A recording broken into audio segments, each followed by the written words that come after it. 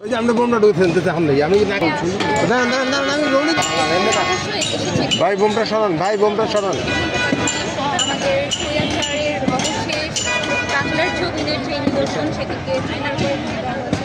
তো যেহেতু আন্দোলনের শুরু থেকে ছিলাম তো শেষ অস্তিত্বটাও দেখতে এসেছি যে হয়তো আসলেই ফাইনালি শহীদদের রক্ত তাদের আত্মাটা শান্তি পেয়েছে। যেহেতু এই বাড়িতেও আয়নাঘর ছিল আমরা যতটা জেনেছি, সেই আয়নাঘরের অস্তিত্ব খুঁজে পাওয়া গেছে। তারা কী কী করতে এসব করতে পাওয়া গেছে। বাংলার জমিনে তাদের কোনো অস্তিত্ব নেই, এটাই হচ্ছে তাদের শান্তি, এটাই হচ্ছে আহত ভাইয়েদের শহীদ ভাইয়েদের আত্মার শান্তি।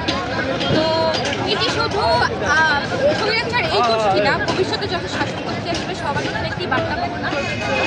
ভবিষ্যতের কোনো শাসক গোষ্ঠী যদি বাংলার মানুষকে অত্যাচার করতে চায়, বাংলার মানুষকে স্বৈরাচারীভাবে শাসক করতে চায়, তবে তাদের অস্তিত্ব এইভাবে বিলীন করে দেওয়া হবে বাংলার মাটিতে।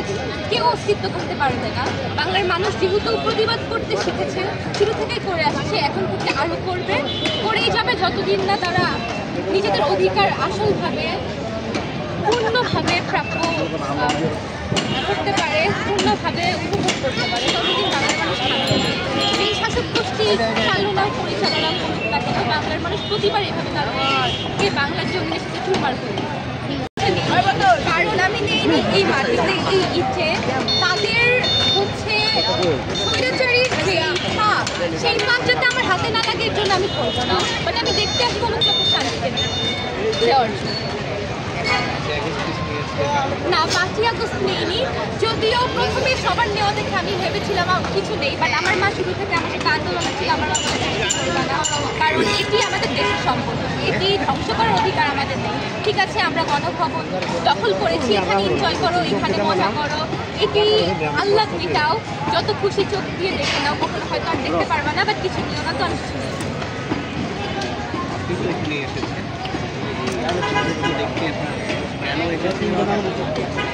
অবশ্যই বললাম যে আত্মাকে প্রশান্তি দেওয়া শুধু আমাদের না, ইভেন আমাদের শহীদ ভাইদের, আমাদের আহত ভাইদের। শহীদ যারা হয়েছে আল্লাহর মতো তারা জান্নাতবাসী, বা যারা আহত আসল কষ্ট কিন্তু তারা হচ্ছে, কেউ হাত হারিয়েছে, কেউ পা হারিয়েছে, কেউ দৃষ্টিশক্তি হারিয়েছে, তো তারা তো দুঃখে দুঃখে মরছে। তাদের কাছে তখনই একটা শান্তি আরও লাগে, নিজেদেরকে সফল লাগে যখন দেখে স্বৈরাচারের নিদর্শনগুলো বাংলার মানুষ।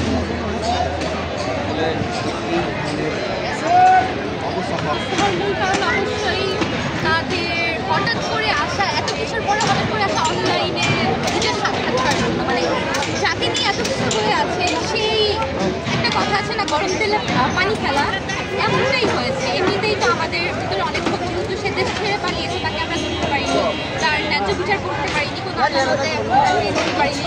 তো জগত গরম তেলে সে পানি ফেলেছে, যার ফলে আমাদের তরুণ সমাজ, আমাদের ছাত্র সমাজ, জনগণ আরও জ্বলে উঠেছে।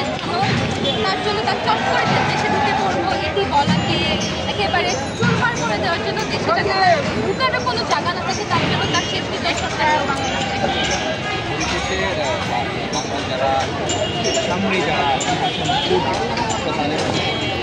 তাদের উদ্দেশ্যে এইটাই তো মেসেজ। এই জন্যই তো আপনার প্রধানমন্ত্রী বিলীন করে দেওয়া, যে যারাই আসুক তারা যদি ঠিকভাবে পরিচালনা না করতে পারে তাদেরকেও একটা